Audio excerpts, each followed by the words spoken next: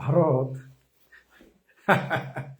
Cricket খেলাতে জিতলেও হেরে যায় বাংলাদেশের হেফাজতে পাকিস্তানিরা, নিয়াজির নাতিপুতিরা, গোলাম আজম, সাইদি নিজামী, রুহানি আওলাদেরা হেরে যায়। অদ্ভুত ব্যাপার। ক্রিকেট খেলারা কিন্তু কথায় কথায় বলবে খেলা তো খেলাই। আমরা তো তাই জানি ভাই, খেলা তো খেলাই।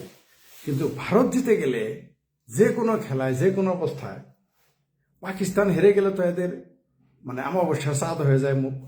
ঠিক আছে, অমাবস্যা চাঁদ মানে কি, আমানিশার মতো অন্ধকার হয়ে যায়, অমাবস্যা রাতের মতো অন্ধকার হয়ে যায়।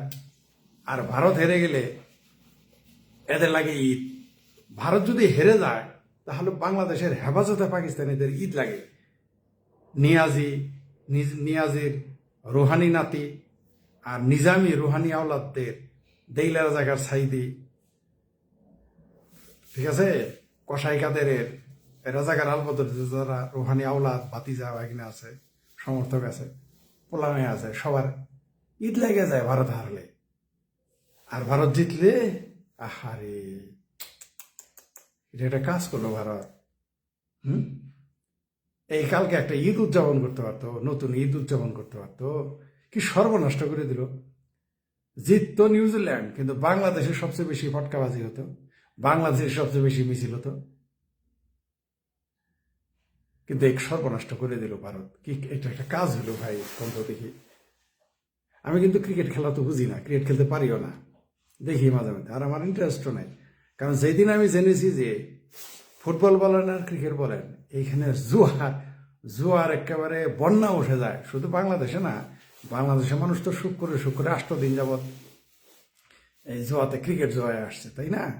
সারা পৃথিবীতে জুয়ার বন্যা বসে যায়। পুঁজিবাদীরা এই খেলাধুলাকেও একেবারে মানে ব্যবসার হাতিয়ার বানিয়ে ফেলছে। চিন্তা কর, শুধু ব্যবসা নাই, ক্রিকেট খেলা না, কোন দেশে কোন নির্বাচন হবে সেগুলো নিয়ে তারা বাজি লাগে।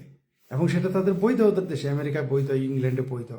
আমেরিকার প্রেসিডেন্ট কে হবে আপনি সেটা 5 বছর আগে জুয়ায় ধরতে পারেন টাকা। কি অদ্ভুত নীতি। মানে পুঁজিবাদ কিভাবে গ্রাস করে।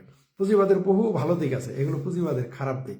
তারা মেধাকে গ্রাস করে। যদি মেধা বলতে আসলে কিছু নেই, এগুলো ভোগাস পুঁজিবাদী শব্দ। মানে যেটাকে আপনি কোনো মানুষের যোগ্যতাকে বলতেছেন বা যেভাবে আপনি আসেন, এগুলো এরা শিল্পীকে করাপ্ট করে, মৌলবীকে করাপ্ট করে, পুরোহিতকে করাপ্ট করে, ব্যবসায়ীকে করাপ্ট করে। পুঁজির ধর্ম এটা। রাজনীতিকে করাপ্ট করে, বিজ্ঞানীদেরও করাপ্ট করে। এই জন্য আমি বারবার আপনাদের যেটা বলে আসছি, খেলাধুলাও তাই। সবচেয়ে আশ্চর্যের বিষয় যে বাংলাদেশের পত্রিকাগুলো আগেই ভবিষ্যৎবাণী করেছিল নিউজিল্যান্ড জিততে যাচ্ছে। ঠিক আছে, আগেই ভবিষ্যৎবাণী করতেছিল। মানে ভারত বিরোধিতা এই দেশে কিরকম মার্কেটে খায়, যেখানে ভারতের ফর্মুলা তুঙ্গে, সেখানে বলতেছে সেখানে নাকি নিউজিল্যান্ড জিতবে। সবাই জানে পৃথিবীর, মানে ক্রিকেটের যাদের মিনিমাম জ্ঞান আছে, কালকে জানতো যে ভারত জিতবে। আমার মতো একটা যে ক্রিকেট কিছুই বুঝি না, তাও অনুমান করেছিলাম ভারত জিতবে। সেখানে নিউজিল্যান্ডকে তারা জিতিয়ে রেখেছিল বাংলাদেশের এই বাংলা মিডিয়া। অদ্ভুত ব্যাপার, এরা ভারতের সুতা খুঁজবেই। শুধু তাই না, ভারতের কিছু চিঙ্কুবাম আছে, এই চিঙ্কুবামেরা ভারত হেরে যাবে লিখছে, পোস্ট দিছে এরা, ভারত হেরে যাবে। বা ভারতের যত নেতিবাচক কথা আছে, মানে ভারতের ক্রিকেটের কোনো যোগ্যতা নাই, সে এমনি এমনি জিতে। ঠিক বাংলাদেশে বাঙ্গুরা যেভাবে বলে যে এমনি ভারত তো জিতবে, কারণ যখন হারতে থাকে তখন কি হয়, তখন আর বিশ্ব মিডিয়ার কথা থাকে না। যখন হেরে যায় তখন ঠিক আছে, জিতলেই বলে এইভাবে জিতছে, ওইভাবে জিতছে, ক্রিকেট টিম জিতাই দিছে, এরা ধোনি টিম তাই জিতছে। হারলে আর ওগুলো বলে না। যেমন কথায় কথায় আমাদের বাংলাদেশে বলে যে ভারত তো আওয়ামী লীগকে ক্ষমতায় বসিয়ে দেয়। তো 21 বছর তো বিরোধী দলে ছিল, তখন ভারত ছিল না পৃথিবীতে, তখন ভারত নামে রাষ্ট্র ছিল না। বঙ্গবন্ধু মারা যাওয়ার পরে 21 বছর তো বিরোধী দলে ছিল ভারত, হ্যাঁ, শেখ হাসিনা। তখন তো ভারত শেখ হাসিনাকে এনে বসাইতে নাই, 21 বছর পরে আসছে। তাহলে ভারত যদি এটাই করতে পারে, তবে হ্যাঁ, বরং যারা ক্ষমতা ছিল তারাই ভারতের দালালি করছে। যা গোটা অন্য প্রসঙ্গ। যা বলছিলাম, ক্রিকেট খেলায় যদি পাকিস্তান জিতে তাহলে বাংলাদেশে ঈদ লাগে, আর যদি ভারত হারে তাহলে বাংলাদেশের মানুষের মন, হৃদয় ভেঙে চৌচির হয়ে যায়। বাংলাদেশের যারা জামাতি, হেফাজতে পাকিস্তানি, এদের মন ভেঙে চুরমার হয়ে যায় ভারত হারলে। ভারত জিতলে, হারলে তো কথাই নাই, ঈদ লাগবে। যাই হোক, এই সংস্কৃতি থেকে আমরা কবে বের হয়ে আসবো আমি জানি না। এই সংস্কৃতি থেকে আমরা বের হয়ে আসবো কিনা, বের হয়ে আসতে পারবো কিনা। আমি বারবার আপনাদের বলেছি, ক্রিকেট যদি পাকিস্তান না খেলতো বা পাকিস্তান যদি সবচেয়ে দুর্বল দল থাকতো বা না খেলতে পারতো, তাহলে ক্রিকেটকে হারাম ঘোষণা করতো বাংলাদেশের মৌলবীরা, সিসি করতো, হারাম হারাম ওয়াজের মধ্যে বলতো এগুলো হারাম। এখনো বলে দুই একজন, দুই যে পাকিস্তান পেয়ারা পাকিস্তান আব্বা খেলে তাই আর বিরোধিতা করে না, নইলে এতদিন বলে পেতো আর একটু জিতে এই জন্য। কিন্তু যেদিন পাকিস্তান মনে করেন যে একেবারে গোহারা হাতে থাকবে, গুহারা হারবে আর কি, তখন দেখবেন ক্রিকেট খেলা হারাম ঘোষণা করবে। এই জন্য দেখবেন মাদ্রাসার পোলারাও ক্রিকেট খেলায় পাঞ্জাবি দাঁড়ি টুপি পরে লাগায়, বুঝতে পারছেন? যাই হোক, যা বলছিলাম, এটা একটা মানসিক রোগ। এই বাংলাদেশের একটা শ্রেণীর ভারত বিরোধিতা কিন্তু খেলার কারণে না, তাদের রোগটা আসলে 1971 ওই পাকিস্তান ভাঙার বেদনা। আপনারা মনে করেন যে ক্রিকেট টিম কি শেখ হাসিনার সমর্থক ছিল? এই ভারতের যে ক্রিকেট টিম, এরাও কি শেখ হাসিনার স্বৈরাচারের সমর্থক? এরা তো অনেকে শেখ হাসিনার নামও জানে না, আওয়ামী লীগের নামও জানে না। শেখ হাসিনা যেমন তেমন আওয়ামী লীগের নামও তো জানে না এরা, তাই না? এরা তো নামও জানে না। কিন্তু তারা কি করতেছে?